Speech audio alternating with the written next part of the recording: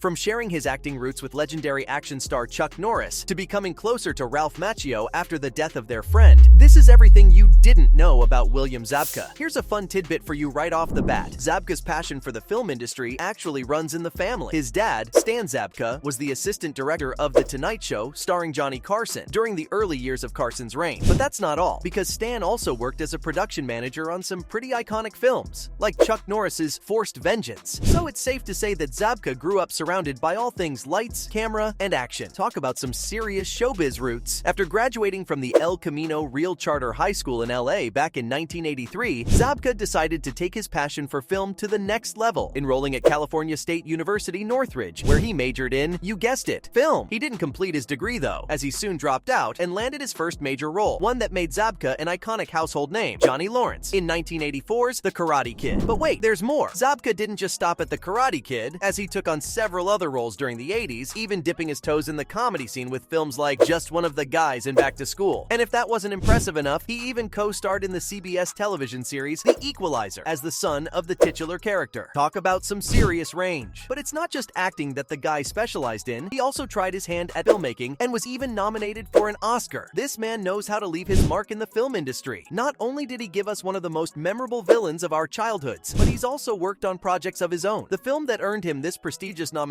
is a short live-action feature called Most, a 2003 Czech film co-written and produced by Zabka, alongside the talented director Bobby Garabedian. The story revolves around a single Czech father, portrayed brilliantly by Vladimir Javorsky, working as a bridge tender at a railroad drawbridge, who faces a heart-wrenching dilemma, having to choose between his love for his 8-year-old son and his duty. The film takes you on an emotional roller coaster, no pun intended, as you witness the father's struggle to make a difficult choice.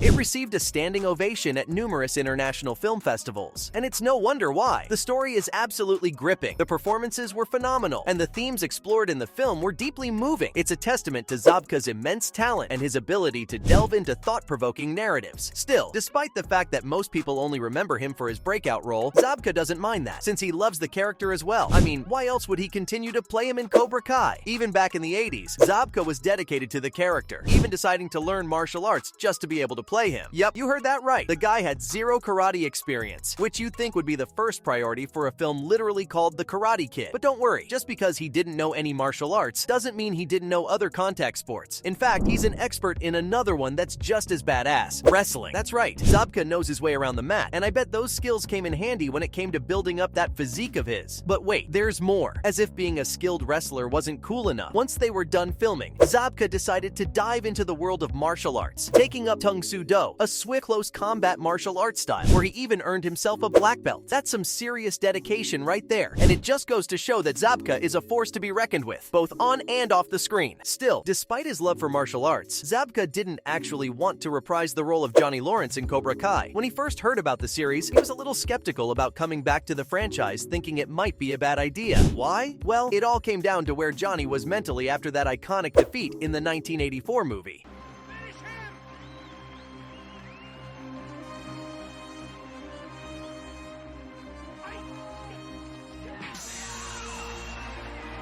Let's face it, the guy was in a seriously rough spot, and some wounds just don't heal with time. Zabka knew that it wouldn't do the character justice if the showrunners simply let him off the leash, and wanted to explore the aftermath of that defeat, as well as the impact it had on Johnny's life. It's like opening a whole can of worms, or as Zabka himself put it, opening Pandora's box for the character. You see, Zabka had a deep and personal connection with the character, which is why he wanted to portray the raw emotions and the scars that remained long after that crane kick. And let me tell you, he knocked it out of the park, no pun intended. Still, Cobra Kai wasn't just a gift to fans, but also to Zabka himself, as it helped him break his typecasting issues. There's a reason why Zabka fits into the role of Lawrence like a glove, and that's because he's been doing this Americana-loving, all-American dude thing for what feels like forever.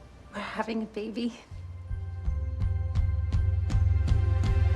Badass. Yeah. Yeah. Seriously, you won't believe it until you see it for yourself. Just take a peek at some of the commercials he's been in on YouTube, and you'll see what I'm talking about. With this role, however, Zabka could play a character that was unlike he'd ever played before. Someone with some actual depth and personality, outside of being the blonde American boy that everyone saw him as during his youth. And to be honest, I'm here for it. Seeing Johnny grow from being your average one-dimensional 80s bully into who he is now, both a sensei respected by his students and a father, is a sight for sore eyes. In the earlier seasons, Johnny struggled with being there for his son Robbie and his protege-turned-son Miguel. But in Season 5, he conquers his constant fear of messing things up when it comes to family and learns from his past mistakes, becoming ready to step up and be the father figure they deserve. You love to see it, folks. Turn around. Isn't that great? But Zabka isn't as mature as his on-screen character when it comes to real life, though. Now, when you're the iconic villain from a classic 80s film, you can expect some wild rumors and stories to circulate, right? Well, Zabka was no exception. After The Karate Kid hit the big screen, he was living right in the heart of the valley where all the drama went down. And guess what? Rumors started spreading about a karate gang looking to settle the score with Zabka himself. It's almost like a much tamer version of Sopranos star James Gandolfini getting a call from the mafia telling him to fix his act. But unlike what happened with Gandolfini, this one turned out to be nothing more than a hoax. Phew. Though Zabka did admit that he's had to talk his way out of a couple of fights with some overconfident karate students. I guess they wanted to prove their skills against the one and only Lawrence. As far as Johnny's concerned, at the end he won his son back, which was one thing that he craved this whole time. And it's not like they had anything better to do. I mean, it was the 80s. What else were they supposed to do? Ride their bikes across town or go play at an arcade lounge? Boring. Still, it doesn't change the fact that Zabka's definitely taken advantage of his Karate Kid fame, explaining in an interview how he's pulled a Johnny Lawrence to get through airport security. Hey, I don't blame the guy. You'd do the same if it meant getting through TSA without any pointless haggling. Zabka's even managed to dodge a speeding ticket thanks to the role as well, as the cops who pulled him were fans of the real hero of the Karate Kid, letting him go with just a warning. Lucky. Looks like fame really helps you get friends in high places, huh? Speaking of friends though, Zabka and Machio weren't always that close. In Cobra Kai, Johnny and Daniel can't seem to catch a break when it comes to getting along, and their rivalry pretty much drives the show. But their real-life relationship couldn't be more different. Zabka and Machio, both hailing from the concrete jungle of New York, share a strong bond and love hanging out when the cameras stop rolling.